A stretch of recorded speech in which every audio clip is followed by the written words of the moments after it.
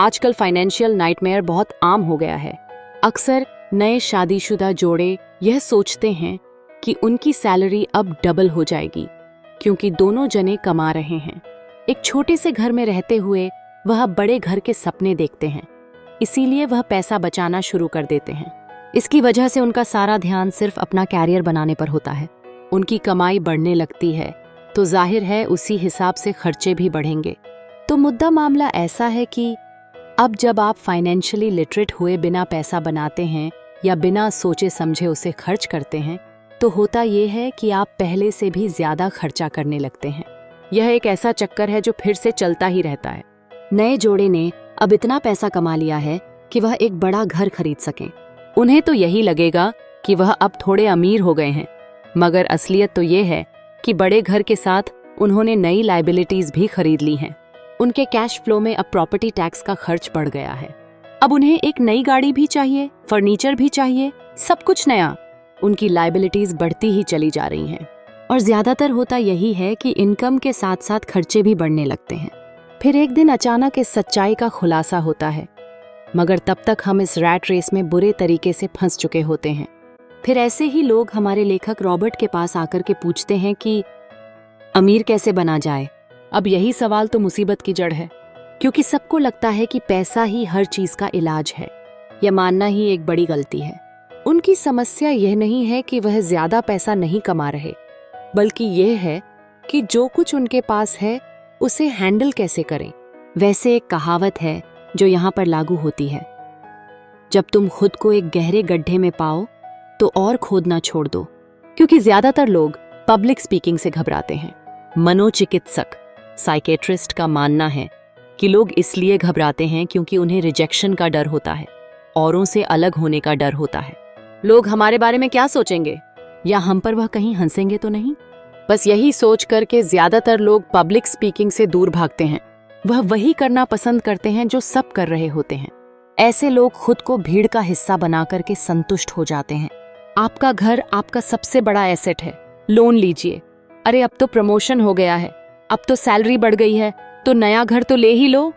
यही सब बातें ना हम लोगों से सुनते आ रहे हैं, और फिर हम भी ना उसी रास्ते पर चल पड़ते हैं, क्योंकि जो सब कर रहे हैं वह जरूर से सही ही होगा। भाई, इतने सारे लोग मिलकर के कोई गलती तो नहीं कर सकते ना, ऐसा हम सोचते हैं, राइट?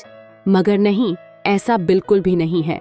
अमीर डैड ने कहा था कि जापानी लोग 3 चीजों की ताकत जानते थे, तलवार, कीमती जवाहरात और शीशा।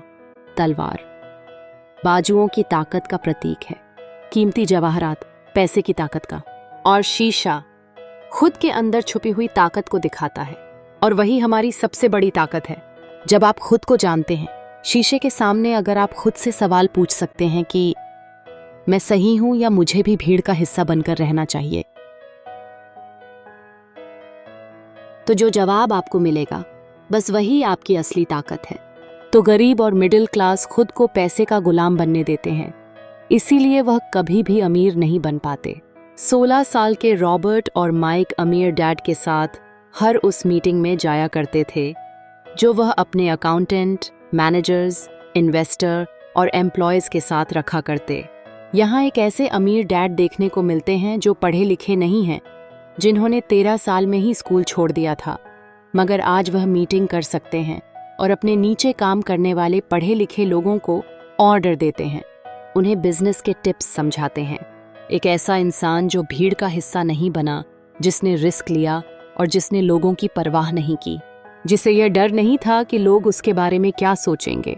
इन मीटिंग्स का नतीजा यह हुआ कि लेखक और उनका दोस्त दोनों स्कूली पढ़ाई में मन नहीं लगा पाए। जब भी उनकी टीचर कोई काम देती थी, उन्हें रूल्स के हिसाब से करना होता था, तो उन्हें एहसास हुआ कि स्कूली पढ़ाई किस तरीके से बच्चों की प्रतिभा को निखरने नहीं देती, उसे दबा देती है। उनकी क्रिएटिविटी को मारकर उन्हें एक सांचे में डालकर इस समाज का एक मशीनी हिस्सा भर बना देती है। और उन्हें टीचर की इस बात से भी इनकार था कि अच्छे ग्रेड्स ला करके ही सक्सेसफुल और अमीर बना जा सकता है। वैसे एक दिन रॉबर्ट की अपने गरीब डैड से बहस हो गई। उनके पिता का मानना था कि उनका घर उनके लिए सबसे बेस्ट इन्वेस्टमेंट है, मगर वह एक रैट रेस में भाग रहे थे। उनकी इनकम और खर्चे बराबर ही थे। उन्हें पूरा करने के लिए उनके पास एक पल की भी फुर्सत नहीं थी। यही बात रॉबर्ट उन्हें समझाना चाह रहे थे कि उनके पिता के लिए वह घर एसेट नहीं बल्कि लायबिलिटी है। घर पर उनके पैसे खर्च हो रहे थे, बदले में मिल कुछ नहीं रहा था। यह बात उनके गरीब डैड नहीं समझ पा रहे थे। तो बस यही फर्क था गरीब और अमीर डैड के बीच में।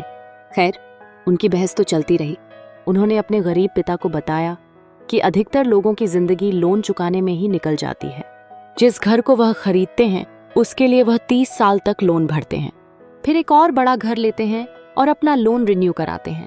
अब घर की कीमत भी उसी हिसाब से बढ़ेगी या नहीं, यह निर्भर करता है। कुछ लोग ऐसे भी हैं जिन्होंने घर खरीदने के लिए एक बड़ी रकम ली थी। जितनी घर की कीमत नहीं थी उससे ज्यादा कर्ज उनके सर पर चढ़ गया। इसका सबसे बड़ा नुकसान लोगों को यह होता है कि वह बाकी जगह इन्वेस्टमेंट नहीं कर पाते क्योंकि उनका सारा पैसा उस घर पर लगा है। तो हमें क्या करना चाहिए और क्या नहीं, कैसे पता चलेगा, उसकी बात अगली वीडियो में करेंगे। तब तक के लिए सब्सक्राइब करें।